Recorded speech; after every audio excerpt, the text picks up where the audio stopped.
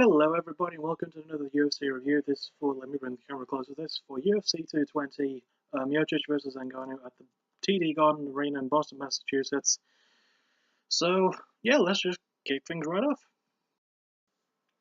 So we kick things off with a couple of fighters making their debut in Dan Ige and Julio Arce, and this fight's going to get up. I really liked how they both formed. Obviously Arce was probably the better fighter of the two. He had a lot better striking, and his takedown defense was good. Ige landed a couple, but not a whole lot. But it was definitely mostly Arce's fight. However, having said that, Ige is really tough. Like, he proved that he's very difficult to put down. Like, he took so many really good shots, especially in the third round, and managed to tough it out. Didn't get the win. Arce won by unanimous decision, but they both put on a hell of a performance. I'd love to see them fight again soon. And this gets an up. It was a really good way to get things off. I liked it. So, moving on. Then the next fight kind of gets a little bit of a down from me. Dustin Ortiz versus Alexandre Pantoja. It wasn't a bad fight, and it was really good, like back and forth, but I feel like Pantoja did more to win because Ortiz got the win by unanimous decision. I feel like it was more on Pantoja's side. I mean, it was a decent fight all in all, but there wasn't really a lot of exciting stuff about it. And ultimately, I was a bit disappointed, especially considering how good Dustin Ortiz is. But he got a win, after two back-to-back losses, so I guess that's alright. I know, I just wasn't comfortable with the way he won. I wasn't a fan of how the fight was called by the judges, so... I feel like Pantoja definitely did a lot more to win, especially in round one. His grappling was on point. But, that's just me. So, yeah, that's 1-1. Luckily, the next fight does get a huge up as Abdul Razak Al Hassan took on Sabah Hamasi in a rematch from UFC 218, where they fought on the Fight Pass, so I didn't get to see that fight. But Al Hassan won by TKO in the first round on that one, but it was controversial. This time round was a lot more decisive as he knocked out Hamasi with a beautiful red uppercut, and yeah, got performance of the night bonus for it. So fight gets an up. I mean, it was a solid fight between the two before that, but Hamasi got clocked super hard with a really good uppercut at about 3 minutes 47 seconds of the first round. So, you know what? Really good. Really well paced back and forth. Well, I say really well paced back and forth. It was a hell of a knockout finish for Al Hassan. So, yeah, onwards to the last fight of the prelims. And now we reach the last fight of the prelims, like I was saying a couple of moments ago. Between Kyle Bochniak against Brandon Davis. I think it's Brandon. It is Brandon. And Bochniak won by, was it unanimous decision? I think it was. I need to keep going back and forth between the camera and the Wikipedia thing. But yeah, it was, from what I remember, it was an okay fight. It does get an up, like a slightly more cautious one though. It wasn't a great way to end the prelim card, but they did both do enough, and Bochniak showed that he can move really well. Like, he's really good at moving on his feet. He's very quick. I feel like he did do enough to win, ultimately. Brendan did land some pretty hard shots in round one, though. So I don't think he, Sorry I'm touching my arm a lot, by the way. I feel like this little lump in my right arm. I don't know what that is. But yeah, I feel like Brendan, was good as well, so I would like to see him fight again, especially considering that this was his debut. But Bochniak, put on a much better performance all in all, and he does deserve the win ultimately, so I wasn't really disappointed with this fight, but I wasn't really enthralled by it, but it does get an up, ultimately. So, 3-1. We then go to the main card, with the kickoff fight being Rob Font versus Thomas Almeida, and Font won in 2 minutes 24 seconds round 2 by TKO, and it's gonna get an up. It was a really good finish for him. If I'm not mistaken, oh, he did not. I thought he got performance of the night also. He did not. But, yeah, he did a really good job. Like, in round one, he landed some great shots anyway.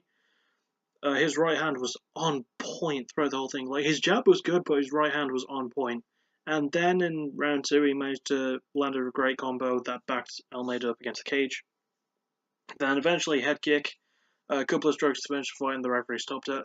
It was a really good call by the referee to stop it when it was stopped. It was just a damn good fight all in all too. I liked it. Rob Font did do enough. If I'm not mistaken though, I think this is Almeida's third loss in a row. I'm gonna have to look at that really quick. Oh no, it's the second one in a row. Okay. But still, like, I think Almeida needs to bounce back. This is not a good performance for him. But, Rob Font did do enough to win. I like seeing Rob Font fight because he's very exciting and he's an underrated bantamweight. Not a lot of people talk about him, so yeah. Good job by him. Good.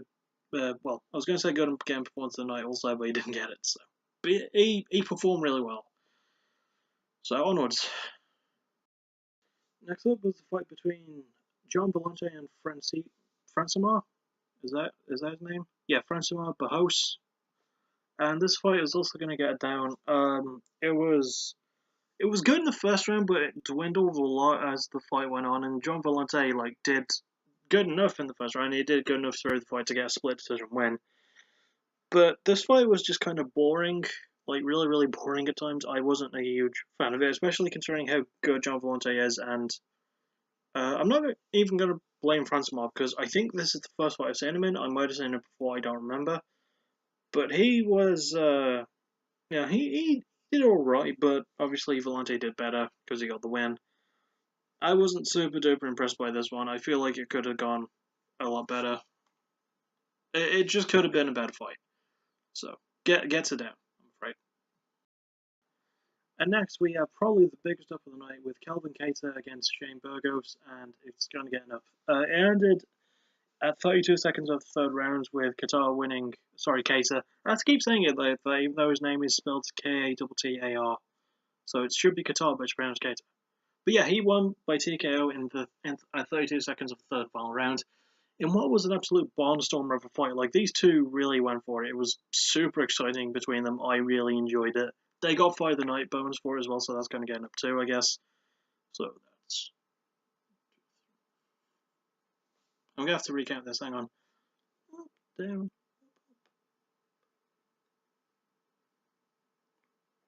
Up.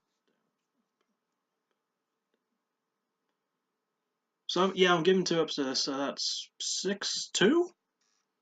Yeah, I think it's 6-2.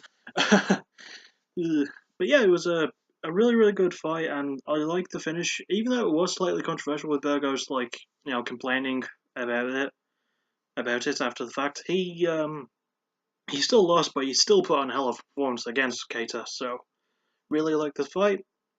That's 6-2 to the ups, so really not a whole lot to complain about. Moving on now. And next is the co-main event of the evening between Daniel Cormier and Volkan Oezdemir, and Cormier won at 2 minutes of the second round by TKO, and it's going to get an up. He also got the other performance of the night bonus for it, so that's still 7-2. I'm not going to give him an extra for performance of the night. But yeah, he did really well. Like, in the first round, it was a bit more troublesome because Oezdemir was a lot taller and has better reach, and he landed a couple of good shots on Cormier, but Cormier managed to bounce back with his wrestling and got a takedown and got the mounted crucifix position and just landed a crap ton of punches. Like, he managed to get elevated on the shots as well until the referee stopped the fight. So well done, Cormier, for defending his belt again.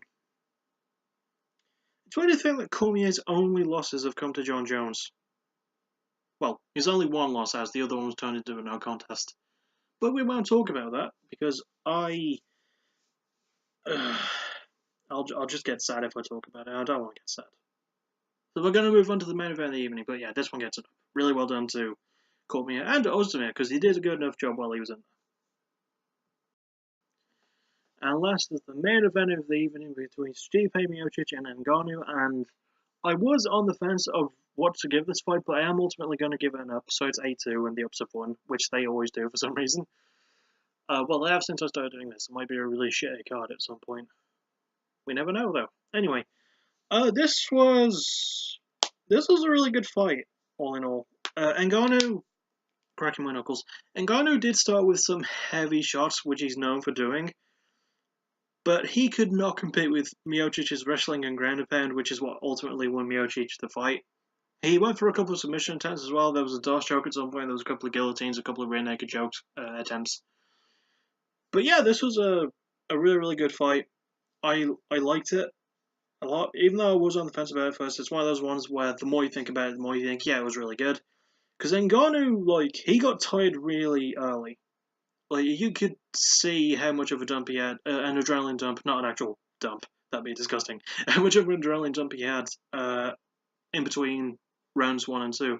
Because he put a lot of energy into his punches and got a couple of really good hits on Miocic, but Miocic managed to use his head movement, he managed to use his speed and footwork, and managed to avoid most of the super duper heavy shots. And yeah, we got takedowns. And Ngannou had no answer for them. He is terrible on the ground. Damn good on his feet. Like, he could kill you with one punch, Ngannou could. But on the ground, he was really bad. He didn't take many advantages so he could burst back up, and there was a lot of smart strategy by Miocic as well to keep him at certain positions just to drain his energy, which I can appreciate. I like that, and I think it was nice to hear the crowd like it as well, because sometimes they were booing, but then they realised, actually, no, Miocic is doing a smart thing here, and I can appreciate that. So it's nice to see that, the Boston faithful fans are actually really, really smart fans, which is something. Actually, no, most American fans are smart when it comes to the UFC. It's Brazilian ones who can be a little bit harsher. But not to say they're not smart, but they can be a little bit mean sometimes. Just saying. For any Brazilian people watching this, please don't kill me. I love you, and you're better fighters than the Americans, in my opinion. Anyway, yeah, this was a good fight. As I mentioned, all the reasons why I liked it already. So, guess I should end this review. Miocic defends his title again, and I think he holds the record now for most title defenses since he won it with 3. So, well done to him. Well done to Cormier for winning, and well done to everyone else for being there, I guess.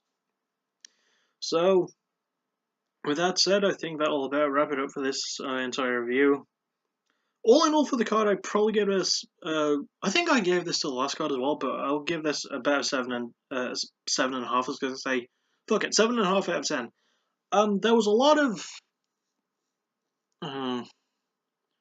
There was a lot of really, really good fights, but not enough to necessitate a higher ranking than 7.5. It was balanced enough between fights that went the distance and weren't boring and exciting finishes. And there were obviously a lot of areas where I could have done better. Like, I like the Miocic and Ngannou fight, but it could have been better, And I would have liked to have seen the fight between Calvin Kattar and Shane Burgos go the distance. But, I think the fight was fine with how it ended anyway, so I really can't complain too much.